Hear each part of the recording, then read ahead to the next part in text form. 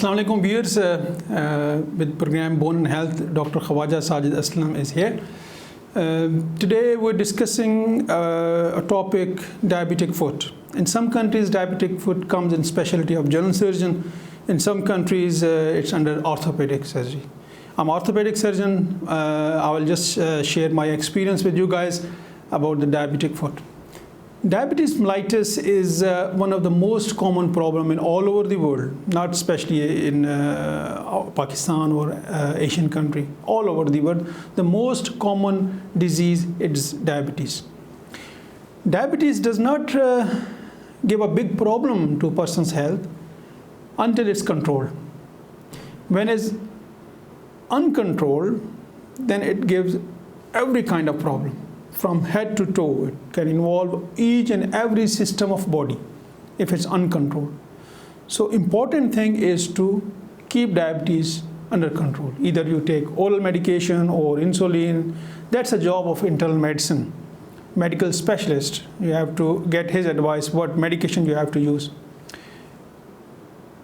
It's general belief, and you must have noticed as well, that diabetes mellitus, if it leads infection, the infection in a diabetic patients, mostly it is on the foot.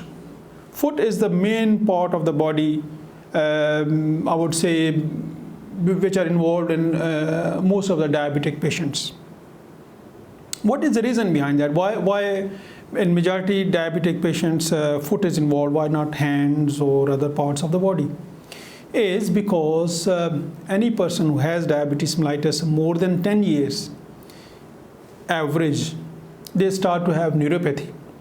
Once you get neuropathy starts from your feet, is an ascending kind of neuropathy, which starts from feet and comes upward from your ankle, then legs, and then gradually comes proximal.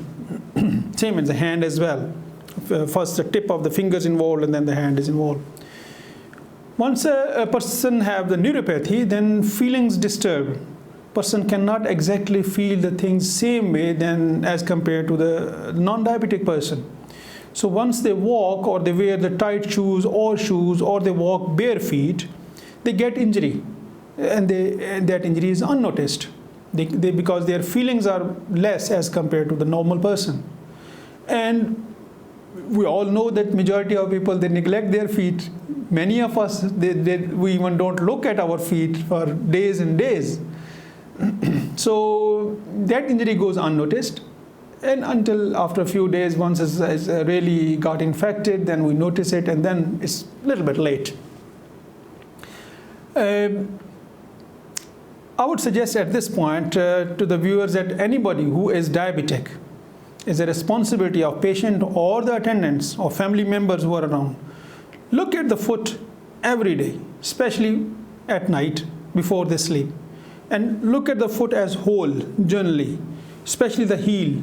Shall not have any cracks, because cracks on the heel is the place where the infection starts. Because between these cracks, the organism, they stay, they grow, and then whenever they got the opportunity, they make it infected. Look at the interdigital space between the toes. If there is any problem there, any wound, look at the tip of the toes. If there is any discoloration over there or any small wound, once a day, especially at night. That's an easy way. Diabetes mellitus, as in the beginning I said, is not something very dangerous or scary kind of thing. Problem is because most of the people, as I said, most of the injuries of the foot, they go unnoticed, and many of the people, they present to the hospital or to the doctor a little bit late. That's how that's where the problem starts, because once you present with the infection a bit late, then the treatment is a bit longer. And we all know majority of people, they don't have patience. Whenever any patient comes to me, especially with an infected foot and they are diabetic, I always, before I start the treatment, I advise them. I ask them, first of all, the treatment is longer, is prolonged treatment. So it will cost money and it will cost patience. If you don't have patience, if you want me to treat it within a couple of days, or if your expectations are like that this will be okay within 3, 4, 5 days. It's not going to happen. So if you don't have patience, and if you don't have money to get the treatment completely, you better take this patient to somewhere else and get the treatment done. On display, you would see, this is one of my patients who came from other hospital. This lady got some wooden subject fell over her foot. She is diabetic, she was obese, she was hypertensive, and initially she had swollen foot, then blisters, then infection, and then ended up like this is a presentation to me. That was the first picture, and hospital suggested that she shall go for amputation below knee. Anyway, the family didn't agree. They heard about me, they brought her to me, and the same thing I explained to them. First of all, treatment will be prolonged. Secondly, you need patience. It may take a month or a couple of months. So if you agree, then we can start the treatment. Anyway, they were educated family. They understood that all pros and cons has been discussed. Patient had fracture as well. So that's why in one picture you can see the external fixator. So apply the external fixator, and I could not treat because of this kind of dirty and infected wound. I could not treat the bone at that time.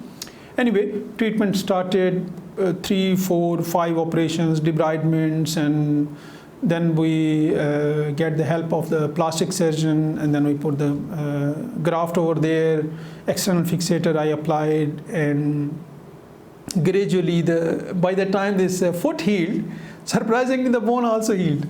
So I was lucky, and patient was lucky as well, because otherwise it could be a bit difficult to operate through the graft. Anyway, we removed the external fixator, and then you can see in one of the video small clips as well that she is walking. She walked after 1.5 months. After 6 weeks, presentation to me, it was already, they presented to me after 3 weeks, almost. So she started to walk, and she was healthy. And all I mean to present this kind of case is to say that amputation is not the only choice. Try your best to get it done. First of all, take home message is that keep your diabetes under control, either oral medication or insulin, but to keep it under control. Second thing, whenever you sleep, once a day, look at your foot. Second thing is, if there is any problem with your foot, any wound, any small injury, get the medical specialist or orthopedic general surgeon, get the medical help as soon as possible. Third thing, if somebody, any of the doctor advise you for amputation, get a second opinion. Check with any other doctor who can treat it. Of course, there are plenty of other ways.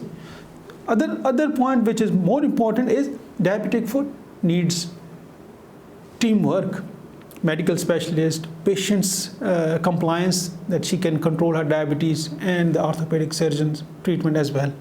So it's a prolonged treatment and needs patience. But there is always a remedy, always a treatment. Take care of yourself. On display there is my number. If you want to discuss further topic or want to get appointment, you are most welcome. Thank you.